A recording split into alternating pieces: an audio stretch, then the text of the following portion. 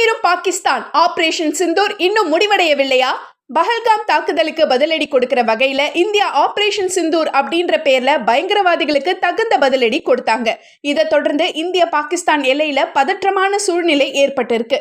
இதன் இம்பாக்டா பாகிஸ்தான் ராணுவம் எல்லை கட்டுப்பாட்டு கோட்டை ஒட்டி ஜம்மு காஷ்மீர்ல இருக்கிற பூஞ்ச், ரஜவுரி, குப்வாரா உள்ளிட்ட மாவட்டங்கள்ல சிறு வகையில பீரங்கிகளால தாக்குதல் நடத்தியிருக்கு. மேலும் பல்வேறு வகையிலான தாக்குதல் காரணமாக பொதுமக்கள் 13 பேர் கொல்லப்பட்டதா வெளியுறவுத்துறை அமைச்சர் தெரிவிச்சிருக்கிறாரு. மேலும் 59 பேர் காயமடைந்திருக்கிறதாகவும் தகவல் வெளியாகியிருக்கு.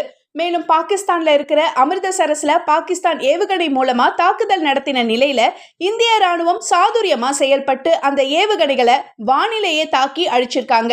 அந்த வகையில இடைமறித்து அழிக்கப்பட்ட ஏவுகணைகள் கண்டுபிடிக்கப்பட்டிருக்கு.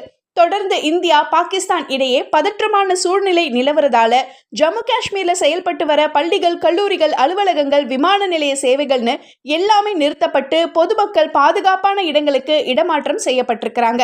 பாகிஸ்தானின் அத்துமீறல் அதிகரித்து வருவதால் ஆபரேஷன் சிந்தூர் இன்னும் முடிவடையவில்லைன்னு நாடாளுமன்ற அமைச்சர் கிரண் ரிஜிஜு சொல்லியிருக்கிறது குறிப்பிடத்தக்கது.